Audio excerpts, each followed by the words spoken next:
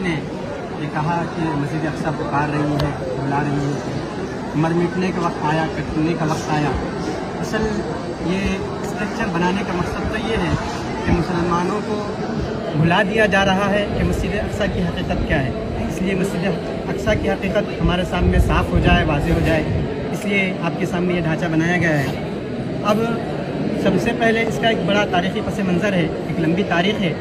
اس کی تعمیر کی ابتدا کب ہوئی، کس طرح منظم کیا گیا.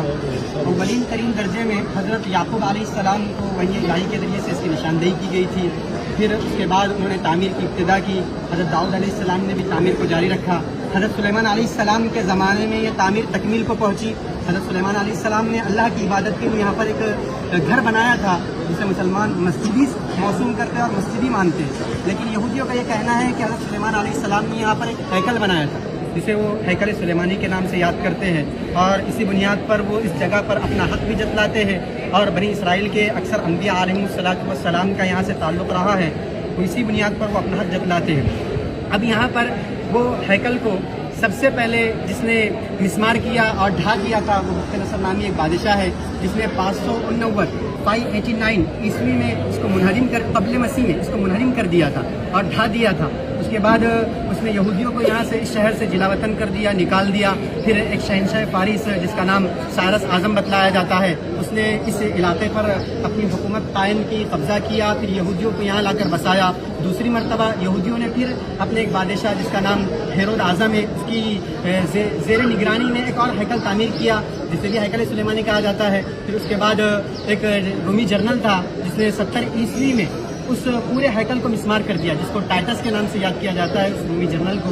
پھر 4 صدی عیسوی میں ان تمام رومیوں نے مسیحیت قبول کر لی اور عیسائی مذہب کو اپنا لیا. پھر یہاں پر انہوں نے اس کی بنیاد پر بڑے بڑے گرجے گھر تعمیر کروائے، اپنی عبادت خانے بنوائے. اس احاطے کی جو مقدار پیمائش رقبہ ہے کم و بیش 36 ہیکٹر پر پھیلا ہوا ہے. اور اس کے ایک جانب بیت الحم نامی شہر ہے جس کو آپ نے گزشتہ نقشے میں جان لیا ہے، وہ حضرت عیسیٰ علیہ السلام کی جائے پیدائش ہے. اسی مناسبت سے وہ مسیحیوں کے نزدیک کافی مقدس جگہ مانی جاتی ہے، اور ان کے عقیدے کے مطابق اس علاقے میں حضرت مسیح علیہ السلام کا ایک مقبرہ ہے جو بالکل غلط عقیدہ ہے. قرآن اس کی ترجمانی کرتا ہے، بتلاتا ہے کہ حضرت مسیح علیہ السلام کو اوپر اٹھا لیا گیا. اب یہ مسیحیوں کے قبضے میں رہا، مسلمانوں کے قبضے میں کب آیا؟ اس کی تاریخ کچھ اس طرح ہے کہ حضرت عمر رضی اللہ تعالیٰ عنہ کے زمانے میں عہد فاروقی میں اس کو مسلمانوں نے اپنے قبضے میں لیا. حضرت عبید اللہ بن جراح رضی اللہ کے زمانے میں حضرت عمر رضی اللہ تعالیٰ عنہ کی خلافت کے دور میں اس کو اپنے قبضے میں لیا، اور اس وقت یہ بالکل مسمار ہو چکا تھا. حضرت عمر آئے، یہاں پر اس جگہ کو صاف کیا. اس علاقے میں حضرت عمر نے نماز پڑھی اور یہاں پر ایک چھوٹی سی لکڑیوں کی مسجد تعمیر کی تھی. اس کے بعد یہ جو آپ کے سامنے نقشہ نظر آ رہا ہے، جو اسٹرکچر نظر آ رہا ہے، اس کی حقیقت کچھ اس طرح ہے کہ یہ جو دونوں تیار کیے گئے ہیں یہ بنو امیہ کے زمانے میں تیار کیے گئے. عبد الملک بن مروان اور ولید بن عبد الملک، ان کے زمانے میں یہ دونوں عمارتیں بنائی گئی ہے. اس عمارت کی حقیقت یہ ہے کہ یہ پورا علاقہ ایک پہاڑی پر ہے، اور یہ خاص طور پر یہ پہاڑی کا حصہ ابھرا ہوا ہے. کم و بیش 1.5 سے 2.5 میٹر اوپر ابھرا ہوا ہے. اس پر یہ بنایا گیا ہے. اس کا نام قبۃ الصخرہ ہے، اور مسلمانوں کے ذہن میں سوشل میڈیا کے ذریعے سے یہ بات بٹھائی جاتی ہے کہ یہی مسجد اقصی ہے. حقیقت یہ ہے کہ مسجد اقصی صرف اسی کا نام نہیں ہے بلکہ پورے احاطے کو مسجد اقصی کہا جاتا ہے. مسجد اقصی حرم قدسی کو، یہ پورے علاقے کو مسجد اقصی کہا جاتا ہے. اور مسلمان جو اس مسجد کو مسجد اقصی کہتے ہیں اس کی وجہ اور بنیاد یہ ہے کہ انہوں نے نماز پڑھنے کے لیے اس علاقے کو خاص کر دیا ہے، اس لیے اس کو مسجد اقصی مسلمان کہتے ہیں. اور یہ مسجد اتنی شاندار ہے کہ اس کے اندر سنگ مرمر کے پتھر جڑے ہوئے ہیں اور مختلف قسم کی کاریگری قرآنی آیاتیں وغیرہ لکھی گئی ہے، اور ایک وقت میں 3 سے 3.5 لوگ اس میں بآسانی نماز پڑھ سکتے ہیں. پھر یہ قبہ ہے جو سامنے بنایا گیا ہے، یہ بھی عبد الملک بن مروان کے زمانے میں بنایا گیا. اب اس پر نقش و نگار جو نظر آ رہا ہے یہ نقش و نگار خلافت عثمانیہ کے زمانے میں یہ نقش و نگار کیا گیا ہے، اور خلیفہ عبد الحمید اور عبد العزیز کے زمانے میں یہ نقش و نگار ہوا. یہ ایسا نقش و نگار ہے کہ یہ اپنی مثال آپ رکھتا ہے. یہ ایسا قبہ ہے جس کی نظیر اسلامی ہسٹری میں پیش کرنا مشکل ہے. اور اس پر جو قرآنی آیتیں لکھی گئی ہے وہ قرآنی آیتیں سورہ یاسین کی آیتیں ہیں، سورہ بنی اسرائیل کی آیتیں ہیں. اب یہ قبہ اور گنبد کی اصلیت یہ ہے کہ اصل تو یہ لکڑی سے بنا ہوا ہے، چونے وغیرہ سے اس کی استرکاری کی گئی ہے. اس پر جو گولڈن رنگ ہے یہ سونے کا پانی چڑھایا ہوا ہے. اب اس طرح یہ جو قبے نظر آ رہے ہیں، اس طرح کے کئی قبے اس علاقے میں موجود ہیں۔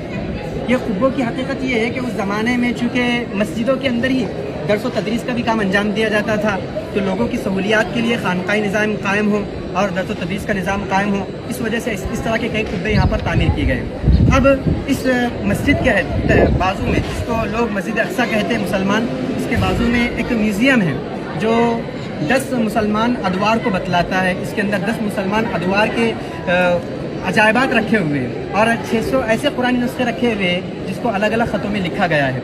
اب یہ دیوار ہے، اس دیوار کے متعلق مسلمانوں کا عقیدہ تو یہ ہے کہ یہاں پر آپ علیہ السلام کا براق باندھا گیا تھا۔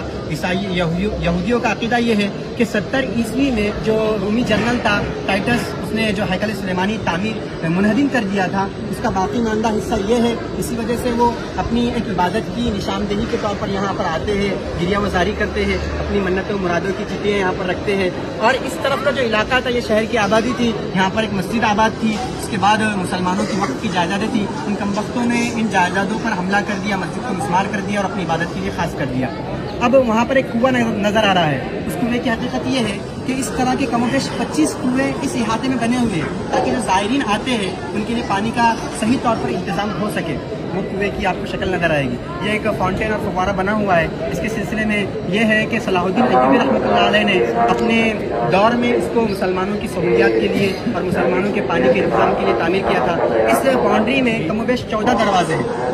ایک دروازہ نمونے کے طور پر بنا دیا گیا ہے جس کو گولڈن ٹیمپل کہتے ہیں۔ یہاں پر سلیمان علیہ السلام کا استبل کہا جاتا ہے۔ اس کو پہلے زمانے، اب تو اس کی کوئی علامت اور نشانی باقی نہیں رہی، بلکہ یہاں پر ایک نیچے تل میں ایک مسجد ہے جس مسجد مروان کہا جاتا ہے، اور وہی مسجد کے متعلق یہ بات بھی ہے کہ یہی وہ مسجد ہے جہاں مریم علیہ السلام رہا کرتی تھی، اور یہ اب اس کی کوئی حقیقت باقی نہیں رہی۔ اسی طرح ہم یہ آپ کے سامنے جو اسٹرکچر اور پورا نقشہ پیش کر رہے ہیں، مقصد تو یہ ہے کہ کسی نہ کسی طرح ہمارے ذہن میں مسجد اقصیٰ کی یاد تازہ ہو جائے اور یہ بات ہمارے ذہن میں آ جائے کہ مسجد اقصیٰ کیا ہے، کیا حقیقت ہے، تاکہ ہمارا جو اس سے رشتہ ہے وہ مضبوط سے مضبوط ہوتا جائے اور ہم اس کے سلسلے میں فکر اور کوشش کریں۔ اللہ تعالیٰ سے دعا ہے کہ اللہ تعالیٰ اس بات کی توفیق عطا فرمائے۔